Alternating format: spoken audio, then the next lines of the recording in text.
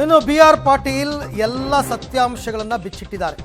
ಇದರಿಂದ ರಾಜ್ಯ ಸರ್ಕಾರಕ್ಕೆ ಮುಜುಗರ ಆಗಿದೆ ಅಂತ ಬಿ ವೈ ವಿಜಯೇಂದ್ರ ರಾಜ್ಯಾಧ್ಯಕ್ಷರ ಹೇಳಿಕೆ.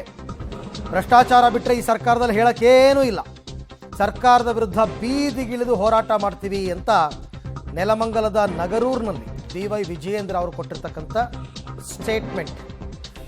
ಎಲ್ಲರೂ ಕೂಡ ವಿರೋಧ ಪಕ್ಷದವರು ಈಗ ರಾಜ್ಯ ಸರ್ಕಾರದ ವಿರುದ್ಧ ಮುಗಿಬೀಳ್ತಾ ಇದ್ದಾರೆ.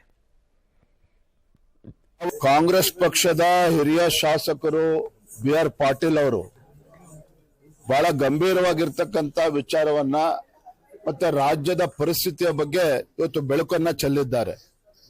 ಇವತ್ತು ಬಿ ಆರ್ ಪಾಟೀಲ್ ಅವರು ಇವತ್ತು ಹೌಸಿಂಗ್ ಡಿಪಾರ್ಟ್ಮೆಂಟ್ ಅಲ್ಲಿ ಯಾವ ಇಲಾಖೆ ಬಡಬಗ್ಗರಿಗೆ ರಾಜ್ಯದಲ್ಲಿ ಮನೆಗಳನ್ನ ಕೊಡಬೇಕಾಗಿತ್ತು, ಅಲ್ಲೂ ಕೂಡ ಯಾವ ರೀತಿ ಭ್ರಷ್ಟಾಚಾರ ನಡೀತಾ ಇದೆ ಅನ್ನೋದನ್ನ ಇವತ್ತು ರಾಜ್ಯದ ಜನತೆ ಮುಂದೆ ಇದು ಬಿಚ್ಚಿಟ್ಟಿದ್ದಾರೆ. ಆದ್ರೆ ಅಂತೊಬ್ಬ ಪ್ರಾಮಾಣಿಕ ಒಬ್ಬ ಬಿ ಆರ್ ಪಾಟೀಲ್ ಅವ್ರನ್ನ ಇವತ್ತು ಆಡಳಿತ ಪಕ್ಷದವರೇ ಯಾಕೆ ಈಗ ಮಾತಾಡ್ತಿದ್ರಿ ಅಂತ ಹೇಳಿ ಎಲ್ಲೊಂದ್ ಕಡೆ ಬೆದರಿಸ್ತಕ್ಕಂಥ ಕೆಲಸನೂ ಕೂಡ ಆಗ್ತಾ ಇದೆ. ಓಕೆ, ವಿಜಯೇಂದ್ರ, ಅಶೋಕ್, ಕುಮಾರಸ್ವಾಮಿ ಎಲ್ಲರದ್ದು ಕೂಡ ಒಂದೇ ಹೇಳಿಕೆ, ಈ ಸರ್ಕಾರ ಭ್ರಷ್ಟಾಚಾರದಲ್ಲಿ ಮುಳುಗಿದೆ. ಪ್ರತಿಯೊಬ್ಬರು ಕೂಡ ಅದೇ ಸ್ಟೇಟ್ಮೆಂಟ್ ಅನ್ನು ಕೊಡ್ತಾ ಇದ್ದಾರೆ.